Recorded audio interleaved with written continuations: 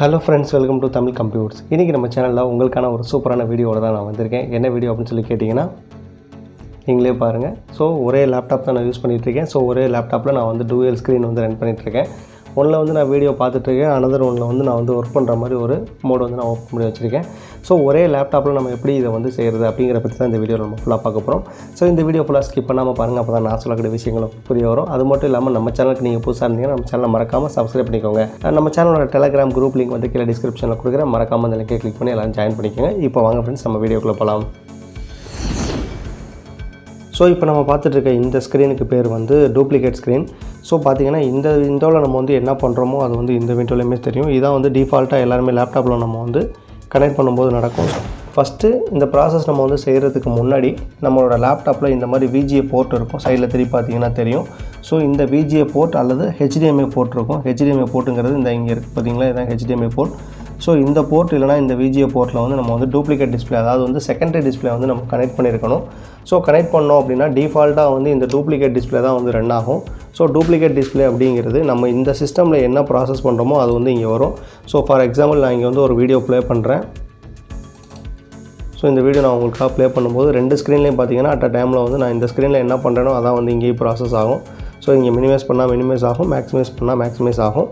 So இதான் வந்து duplicate display அப்படிம்பாங்க. இப்போ நம்மளுக்கு தேவை வந்து ஒரு ஸ்க்ரீனில் வந்து, அதாவது லேப்டாப்போட ப்ரைமரி ஸ்க்ரீனில் வந்து நம்ம வேறு ஒரு ப்ராசஸ் வந்து செய்யணும். ஃபார் எக்ஸாம்பிள் இப்போ நம்ம வந்து ஒரு ஃபோட்டோஷாப் ஒர்க் பண்ணணும் அப்படின்னா ஃபஸ்ட்டு இதில் நான் வந்து ஃபோட்டோஷாப் ஓப்பன் பண்ணிக்கிறேன். ஸோ எனக்கு ஒரு டிஸ்பிளேயில் வந்து நான் வந்து ஃபோட்டோஷாப் வந்து ஒர்க் பண்ணணும், இன்னொரு டிஸ்பிளேயில் வந்து நான் வந்து படம் பார்க்கணும், அல்லது வந்து ஏதாவது வேறு ஒரு ப்ராசஸ் வந்து நான் ரன் பண்ணணும் அப்படின்னா இதுக்கு என்ன செய்கிறது அப்படிங்கிற பற்றி தான் நீங்கள் நம்ம இந்த வீடியோவில் பார்க்க போகிறோம்.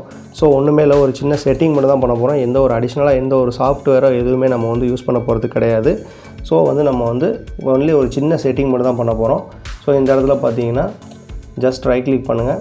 ஸோ நான் உங்களுக்கு இந்த மானிட்டரில் ஷோ பண்ணுறேன். ஸோ ஜஸ்ட் ரைட் கிளிக் பண்ணிவிட்டு டிஸ்பிளே செட்டிங் அப்படின்னு இந்த இடத்துல ஒரு ஆப்ஷன் இருக்கும். ஸோ இந்த ஆப்ஷனை கொடுத்தோன்னா இந்த மாதிரி ஒரு விண்டோ வந்து ஓப்பன் ஆகும். ஓப்பன் ஆனோன்னா இப்போ நார்மலாக வந்து இது நீங்கள் செக் பண்ணி பார்த்தீங்கன்னா இந்த இடத்துல நம்பர் 1 மட்டும் தான் இருக்கும். ஏன்னா நம்மளோட லேப்டாப்பில் ஒரு ஸ்க்ரீன் மட்டும் தான் கனெக்ட் ஆகிருக்கு அப்படிங்கிறது வந்து இது டினோட் பண்ணும். ஸோ இப்போ நான் வந்து 2 டிஸ்பிளே யூஸ் பண்ணுறதுனால எனக்கு 1 of 2 அப்படின்னு சொல்லி இந்த இடத்துல காமிக்குது. ஸோ இதை நீங்கள் அடிஷ்னலாக வந்து ஐடென்டிஃபை அப்படிங்கிற இந்த பட்டனை கிளிக் பண்ணிங்கனாலும் உங்களுக்கு இந்த இடத்துல பெருசாக தெரியும்.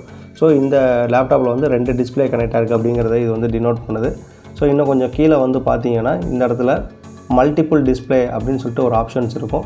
ஸோ இந்த இடத்துல நம்ம கிளிக் பண்ணும்போது ஸ்க்ரீன் ஷோ ஸ்க்ரீன் ஒன்லி மொத்தம் வந்து 4 செட்டிங் இருக்குது. இது 4மே நான் உங்களுக்கு வந்து ரன் பண்ணி காமிக்கிறேன். ஸோ ஒன்லி 1 ஸ்க்ரீன் அப்படின்னா நம்ம வந்து ஒரு ஸ்க்ரீன் வைக்கும்போது ப்ரைமரி ஸ்க்ரீன் மட்டும்தான் ரன் ஆகும், டூப்ளிகேட் ஸ்க்ரீன் வந்து ஆஃப் ஆகிடும்.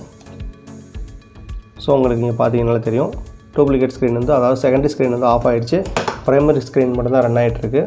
ஸோ அடுத்து வந்து ஷோ ஆன் 2 அப்படின்னு, ஒன்லி ஆன் 2 அப்படின்னு சொல்லி நான் வந்து செட் பண்ணுறேன். செட் பண்ணும்போது ப்ரைமரி ஸ்க்ரீன் வந்து ஆஃப் ஆகிடுச்சு, டூப்ளிகேட் ஸ்க்ரீன் வந்து ரன் ஆகுது, அதாவது செகண்டரி ஸ்க்ரீன் வந்து ரன் ஆகுது.